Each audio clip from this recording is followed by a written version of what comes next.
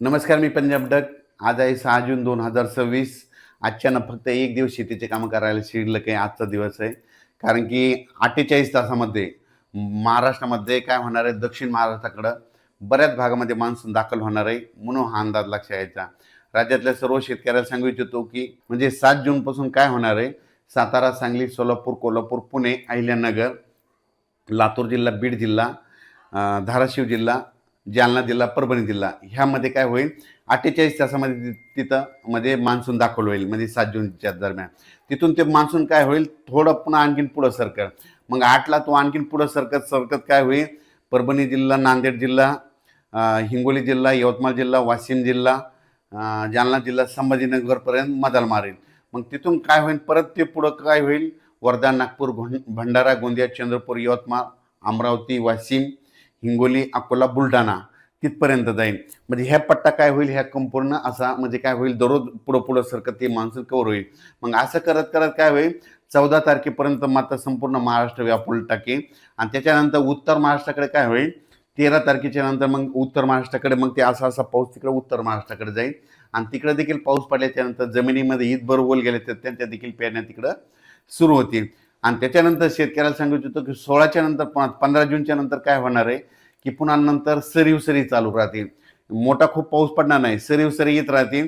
म्हणजे अशा पाऊस जसं मान्सून आल्याच्यानंतर जशा सरी येतात 10 मिनिटाच्या, 20 मिनिटाच्या, 22 मिनिटाच्या अशा सरी येत राहतील. आणि ते देखील 15 ते 20च्या दरम्यान ते पाऊस येईल.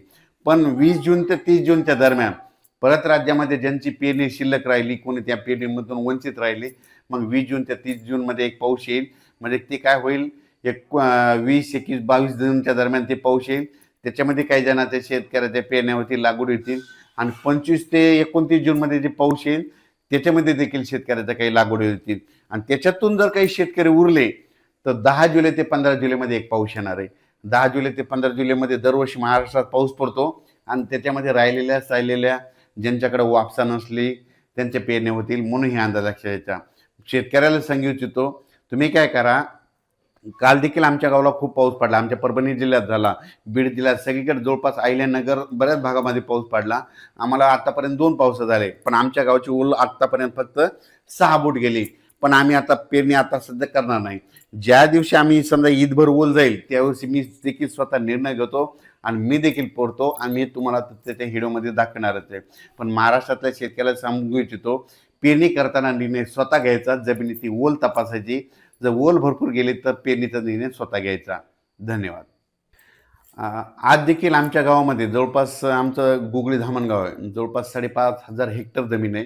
तर जवळपास अर्ध्या गावाच्या लोकांनी जवळपास धूळ पेरणी केलेली. आणि मी देखील आज करणार आहे, त्याचा व्हिडिओ तुम्हाला दाखवणार आहे. मी कापसाची धूळ पेरणी करणार आहे, कारण की मला माहिती आहे आमच्या गावाला पाऊस येणार आहे, म्हणून मी स्वतः डेअरिंग करणार आहे. तसंच आमच्या गावानं लावले, आमच्या बाजूच्या गावानं देखील धूळ पेरण्या केलेल्या आहेत. दरवर्षी आम्ही करतो, आमच्या सक्सेस होतात. म्हणून पण राज्यामध्ये काय झालं की बऱ्याच प्रसारमाध्यमातून म्हणले की यावर्षी दुष्काळ पडणार आहे आणि पाऊस पडणार नाही असं म्हणतात. शेतकऱ्याला सांगू इच्छितो, घाबरू नका. यावर्षी शेतकरी हिताचा पाऊस पडणार आहे. पेरण्या जूनमध्ये होणार आहेत. जूनच्या म्हणजे या जून महिन्यात काही होणार आहेत आणि 15 जुलैच्या आत काही जणांच्या होणार आहेत. म्हणून यावर्षी पेरणीसाठी पाऊस चांगला आहे. आणि यावर्षी पिकाला लागेल तसा पाऊस पडणार आहे. जूनमध्ये पेरणीचा पाऊस होईल, जुलैमध्ये थोडा जास्त पाऊस पडेल, ऑगस्टला थोडा कमी राहील. पण सप्टेंबर ऑक्टोबरमध्ये असा पाऊस पडेल धुमाकूळ घालेल. काही काही जे मोठे मोठे धरणं तळे ते 2-2, 3-3 दिवसामध्ये पाऊस पडल्याच्यानंतर त्याची ती रिकव्हरी होऊन जाईल आणि त्या तळ्यात देखील पाणी येईल. म्हणून हे देखील सांगू इच्छितो. मान्सूनचा पाऊस कसा असतो तुम्हाला सांगतो. मान्सून आता आपल्या इथं तळ कोकणात आज दाखल होईल जवळपास. तिथून आल्याच्या नंतर ते डायरेक्ट काय होतं, मुंबईकडे जातं, मुंबईहून असं महाराष्ट्रात येतो. पण यावेळेस तसं व्हायला नाही. तर यावेळेस काय व्हायला माहिती आहे का, कर्नाटकमधून शॉर्टकट मार्गानेच काय होणार, इथं गरमी असल्यामुळं इकडे ते बाष्प खेचले जाणार आहे. आपल्याकडे गरमी असल्यामुळे ते बाष्प जास्त खेचणार आहे. विदर्भाकडे गरमी जास्त असल्यामुळे ते पाऊस असा तिरकस येणार आहे. मग त्याच्यामध्ये कर्नाटकला मात्र खूप मुसळधार पाऊस होईल, तिकडं अतिवृष्टी होईल. तेलंगणात देखील तशीच परिस्थिती राहतील, त्यांनी देखील अंदाज लक्षात घ्यायचा. पण कर्नाटक आणि तेलंगणाच्या बाजूला जे महाराष्ट्रातले जिल्हे आहेत, मग त्याच्यामध्ये सांगली जिल्हा, कोल्हापूर जिल्हा, सातारा जिल्हा, धाराशिव जिल्हा, सोलापूर जिल्हा, बीड जिल्हा, लातूर जिल्हा, नांदेड जिल्हा, यवतमाळ जिल्हा, चंद्रपूर, वर्धा, नागपूर ह्या पट्ट्यामध्ये मात्र जास्त मान्सूनचा सुरुवातीला जास्त पाऊस पडणार आहे म्हणून ह्या अंदाज लक्षात घ्यायचा. दरवर्षी बीड जिल्ह्याला कमी पाऊस पडतो, पण ह्या वर्षी मात्र बीड जिल्ह्याची पेरणी चांगली लवकर होणार आहे. बीडचे कडाष्टी जे भाग आहे म्हणजे कडाष्टी दोन ते परिसर कर्जत ते असा पट्टा अहिल्यानगरकडे जाणारा, तिथं दरवर्षी दुष्काळ राहतो. पण यावर्षी काय होणार आहे, तिथं पाऊस म्हणजे शॉर्टकट मार्गाने पाऊस येत असल्यामुळे तिथं देखील त्यांना पाऊस पडणार आहे. अहिल्यानगरला दरवर्षी पाऊस कमी पडतो, पण यावर्षी या 7 जून ते 14 मध्येच अहिल्यानगरचे चांगले ओढे नाले खळखळून वाहणार आहेत. म्हणून त्यांच्यासाठी आनंदाची बातमी. परभणी जिल्हा, बीड जिल्हा, लातूर जिल्हा, नांदेड जिल्हा ह्या पट्ट्यात देखील काय होणार आहे, चांगला पाऊस पडणार आहे. म्हणून ह्या परभणी बीड त्यांच्यासाठी आनंदाची बातमी. 7 ते 14 मध्ये पाऊस पडणार आहे. पहिल्या दिवशी एक 7 तारखेला सगळीकडे जाणार नाही, दररोज वेगवेगळ्या भागात मान्सून असा दाखल होतो, एकदा सगळीकडे होत नसतो.